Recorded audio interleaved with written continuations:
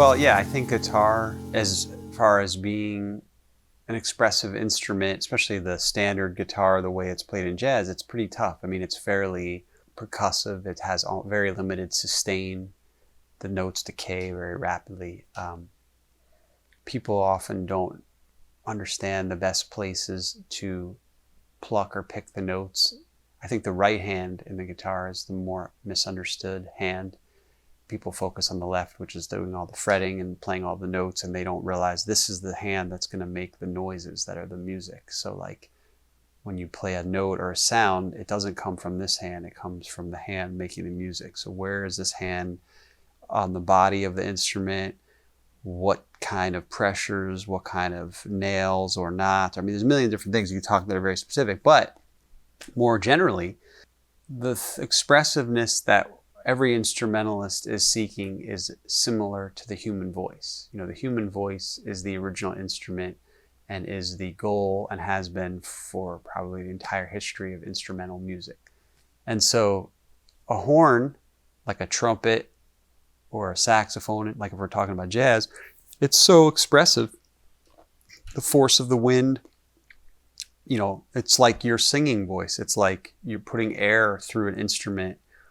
And the harder you blow, like the louder it is. And it's just like coming from your lungs and coming out of your mouth like singing would. And it's just a very similar thing. So pianists, guitarists, string instrument players, where it has nothing to do with their mouth or their breath, they have to figure out a way to simulate that. So what I do, and have found many people do, is to work on singing what I play or playing what I would sing or some amalgamation of both. And even when you don't play that way, if you've practiced that way, you can simulate that feeling while you're playing. Can I demonstrate, or is that? Sure, yeah. If I just play and sing what I'm playing, I'm going to immediately find some expressive phrases. So if I do like a blues in F,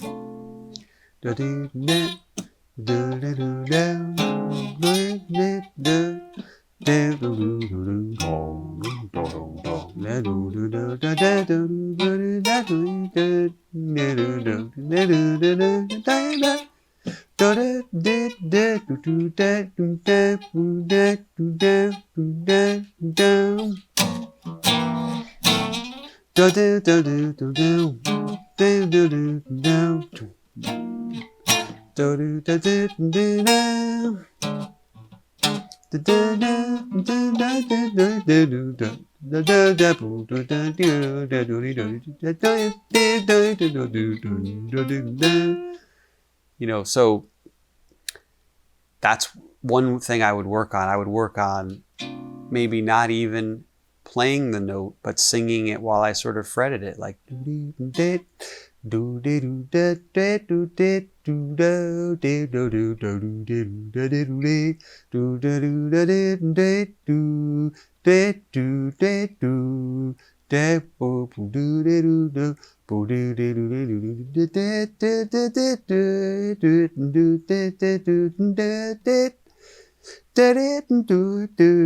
know, like that kind of stuff. Is now you wonder, am I just singing the licks I would normally play? And if the answer is yes, great, awesome. That means you're hearing it. You know, does it mean I'm going to sing something that I wouldn't play? Maybe, you know, cool.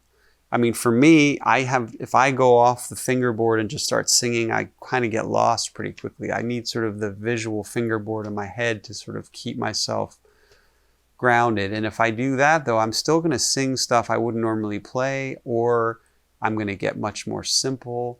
I'm going to have to slightly stay within my range, although I can go, you know, in a falsetto, or even if I go real low, it doesn't really, I'm not trying to be a singer. I'm trying to connect with what I'm able to hear and enunciate. And then it just naturally makes your playing more expressive if you think that way. So that even if I play without any singing,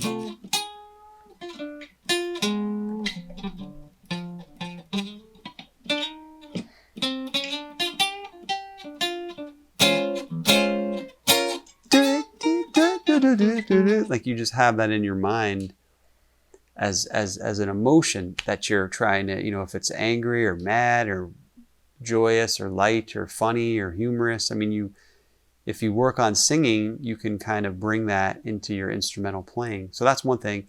And then just like I was saying, the right hand, attack, like whether you play it loud, hard, quiet,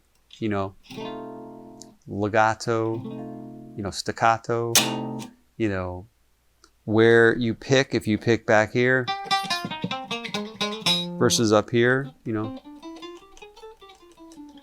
it changes the timbre, in a big way. Equipment that you use, like an amplifier, like a tube amplifier that allows you to have more of a natural singing sort of sweet sound as opposed to more of a muffled or kind of dark. I mean, I do like a sort of a dark sound, but still with a singing tone. I think, in studying all forms of music, instrumental music, like it's just nothing new. Like I said, these people have worked at figuring out ways to make it often just always more vocal. I mean, that's why we call the different lines voices, like, oh, it's, solo guitar, you got 3 voices, the bass voice, the middle voice, I mean, the upper voice. It's a voice. The voice, it makes things more expressive. So I would say the number one way to make your playing more expressive is to start singing, like it just puts more of your personality. You don't have to be Keith Jarrett, you might be. A lot of people are pretty expressive with their singing. And I think it's good for your ear training too, because you just start to hear. Because with the guitar, on any instrument, you press the button. You push down the string, it's like a button, it's like a lever, like this lever makes the note B flat, and you don't have to hear a B flat, you just push the lever. But with singing, you still might visualize the lever in your mind. Like I said, if I visualize the fingerboard, like